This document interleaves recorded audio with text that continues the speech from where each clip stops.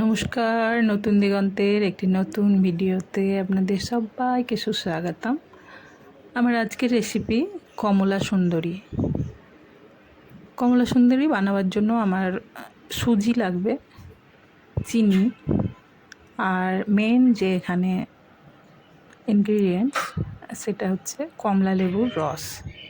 আমি কমলা লেবুটাকে কেটে নিয়েছি ফালি ফালি করে, আর দুটো গোল গোল অংশ রেখেছি, কেননা আমার পেছনের যে ওর ছালটার আমি গ্রেট করব ছালটাকে, ওই জন্য আমি কিছুটা যাতে ধরা যায় হাতে, ওই জন্য আমি বড় করে গোল করে রেখেছি। আমি গ্রেটার দিয়ে একটা হাফ আমি গ্রেট করেছি। দেখুন ডিফারেন্সটা গ্রেট করার পরে আর গ্রেট করার আগে। আমি এই ডিফারেন্সটা দেখাবার জন্য যে কতটা অংশ আপনি গ্রেট করবেন, ওই জন্য আমি ভিডিওতে এটা তুলেছি। আমি এটা একটা কড়াইয়ে গ্রেট করে লেবুর যে ছালের অংশটা আর লেবুর রসটা একসঙ্গে দিয়েছি, দিয়ে আমি চিনি দিয়ে এটাকে খুব ভালো করে ফুটিয়ে নেব। চিনিটা গলে যাবে, আর খুব চটচটে রস না, নর্মালি চিনিটাকে জাস্ট গলিয়ে আমি রসটা বানিয়ে নেব। হ্যাঁ, এই রসটা সুন্দর করে তৈরি হয়ে যাওয়ার পরে আমি ওটা এক পাশে রেখে দিলাম। এবার আমি কড়াইতে ঘি গরম করেছি, ঘি গরম করে আমি 1 কাপ সুজি ওতে দিয়ে দিলাম। 1 কাপ সুজি দিয়ে সুজিটাকে খুব ভালো করে ভেজে নেব। আর সুজিটা খুব বাদামি করে না, মোটামুটি একটা সুজি ভাজার সেন্ট নাকে এলেই আমি 1 চিমটি চিনি এখানে দিয়ে দিচ্ছি। মিষ্টি জিনিসে একটু চিনি দিলে মিষ্টিটা খুব ভালোভাবে ফিল করা যায়, ভীষণভাবে আপনার টেস্টে মিষ্টতাটা খুব ভালো ফিল হয়। ওই জন্য যে কোনো পায়েস বানালে রক সল্ট হলেও 1 চিমটি দিয়ে দেবে। সুজিটার মধ্যে ভাজা গন্ধ প্রায় বেরিয়ে এসছে। আমি ভাজা গন্ধটা, সুজির যে ভাজা গন্ধটা, এখানে আমি সুজিতে কোনো এলাচ গুঁড়ো বা এসব কিছু অ্যাপ্লাই করব না, কেননা এখানে মেন যে আমার ফ্লেভার সেটা হচ্ছে কমলা ফ্লেভারটা। আমি গুঁড়ো দুধ একটু দিয়ে দিলাম, একসাথে ভেজে নেব। গুঁড়ো দুধ দিয়ে বেশ কিছুক্ষণ ভাজলেও খুব বেশি টাইম ভাজতে পারবো না, কেননা দুধটা পুড়ে যায় হঠাৎ করে।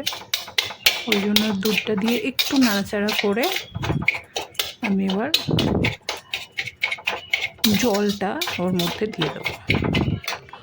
জলটা দিলেই দুধটা গুলে উঠবে। জলটা ঢেলে দিলাম। আর আমার যে অরেঞ্জ জুসটা আমি বানিয়েছি, যে সিরাপটা, ওর মধ্যে কিন্তু অলরেডি চিনি পর্যাপ্ত পরিমাণে আছে। 1 কাপ সুজিতে যতটুকু চিনি লাগবে প্রায় ততটা মতো আছে, তবুও আমি আর একটু অল্প করে দেব চিনি। এখন আমি সুজিটা খানিকক্ষণ ফুটিয়ে নেব।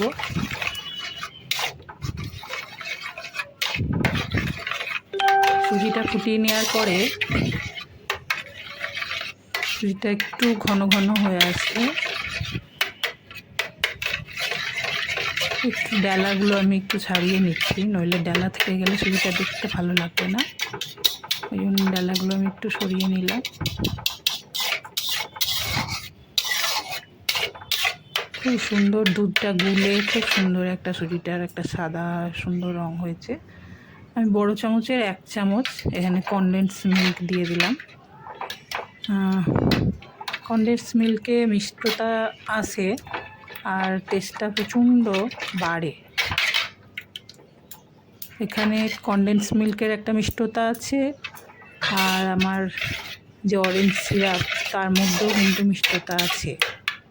সেই জন্য আমি আর অল্প চিনি দেবো। যারা ভীষণ কম মিষ্টি খান তাদের তো আর কোনো রকম চিনি এখানে দেওয়ার দরকারই নেই। এখানে